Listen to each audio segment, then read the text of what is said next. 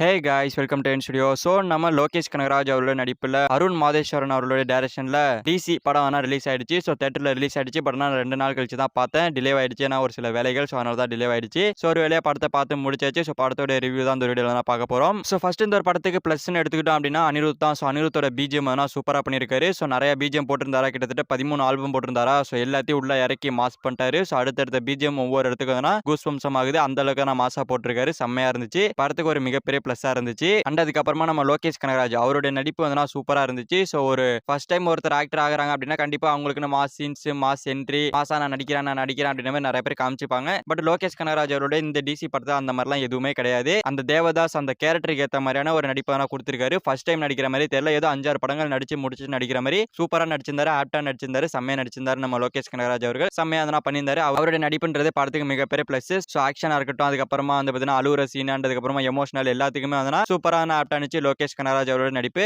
அதுக்கப்புறமா நம்ம டைரக்டருடைய கதைக்களம்ன்றது கொஞ்சம் அப்படி இப்படி இருந்தாலும் பரவாயில்ல, நல்லா தான் இருந்துச்சு. ஒரு வகையில புரிஞ்சிச்சு.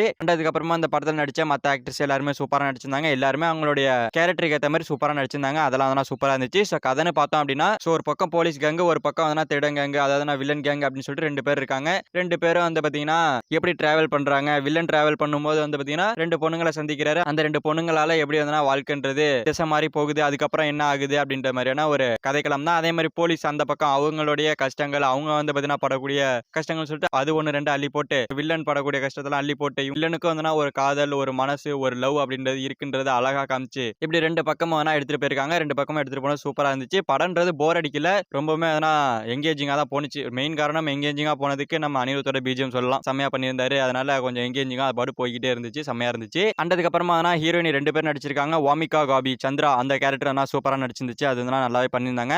அதுக்கப்புறமா சஞ்சனா இவங்க நடிச்சிருக்காங்க. ஸோ இவங்களுடைய ஸ்கிரீன் பர்சன்ஸ்ன்றது கம்மி தான். வருவாங்க, அதுக்குள்ள போயிடுவாங்க. ஸோ கொஞ்சம் நிறைய வச்சிருந்திருக்கலாம். படம் நல்லா தான் நடிச்சிருந்தாங்க. அதுக்கப்புறமா டைரக்டர் அருண் மாதேஸ்வரன் இவருடைய படங்கள்ல பொதுவாக கேமரா ஆங்கிள் எல்லாமே சூப்பரா இருக்கும். நல்ல ஒரு சூப்பரா ஃப்ரேம் வைப்பாரு. ஸோ அதே மாதிரி இந்த ஒரு படத்தில் நிறைய ஃப்ரேம் சூப்பரா வச்சிருக்காரு. நம்ம யோசிக்க முடியாத அளவுக்கு ஃப்ரேம்லாம் வச்சிருக்காரு. காருக்கு அடியிலேருந்து வச்சிருக்காரு, டக்குன்னு பார்த்தா இங்கேருந்து வச்சிருக்காரு. அந்த மாதிரி சூப்பரா ஆங்கிள்ன்றத நல்லா செமையா காமிச்சிருந்தாரு. அது நல்லா இருந்துச்சு. அதுக்கப்புறமா படிப்பு முக்கியம் அப்படின்ற ஒரு விஷயத்தையும் போற போக்கில் சொல்லிட்டு போனாங்க. அதுவும் நல்லா இருந்துச்சு. அதுக்கப்புறமா இன்னொரு பிளஸ் இன்ட்ரோல் பிளாக், அதுக்கப்புறமா கிளைமேக்ஸ் ரெண்டுமே சூப்பரா இருக்கும். இன்ட்ரோல் பிளாக்ல பாத்தீங்கன்னா அந்த ராகா ஆஃப் ரிவெஞ்ச் சொல்லிட்டு ஒரு பிஜிஎம் அதை ஆட் பண்ண விதம்ன்றது, பிளேஸ்ன்றது அந்த விதம் கரெக்டா ஆப்டா இருந்துச்சு. செம்மையா அதை பண்ணிருக்காங்க. அதே மாதிரி கிளைமேக்ஸ்லயும் சூப்பரா பண்ணியிருந்தாங்க. மைனஸ்னு பார்த்தோம் அப்படின்னா கதைக்களம் தான். ஏன்னா இது ஃபேமிலி ஆடியன்ஸ் கொண்டாட முடியாதா. ஸோ அது ஒரு மைனஸா போயிடுச்சு. ரெண்டாவது பாத்தீங்கன்னா ரத்தம் தெறிக்க எடுத்து வச்சிருக்காங்க. இதுவும் பார்க்கும்போது டக்குன்னு கண்ணை மூற அளவுக்கு இருந்துச்சு. ஸோ இவ்வளவுதான் மைனஸ். ஸோ எனக்கு படம் ரொம்பவே பிடிச்சிச்சு. நல்லா இருந்துச்சு, எங்கேஜிங்கா போனுச்சு.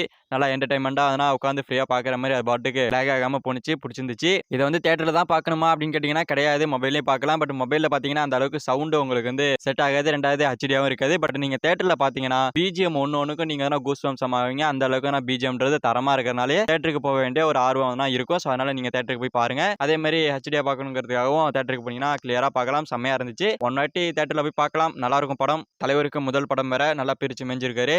ஓகே ஃப்ரெண்ட்ஸ், நீங்க இந்த டிசி படம் பார்த்துட்டீங்களா? ஸோ படம் எப்படி இருந்துச்சு அப்படின்ற உங்களோட பென் தாட்ஸை கமெண்ட்ல சொல்லுங்க. ஸோ இந்த வீடியோ பிடிச்சிருந்தா லைக் பண்ணிட்டு நம்ம சேனல் சப்ஸ்கிரைப் பண்ணி சப்போர்ட் பண்ணுங்க. இட்ஸ் ஓகே, தேங்க்யூ ஃபார் வாட்சிங். அடுத்த வீடியோல பார்க்கலாம். தேங்க்யூ.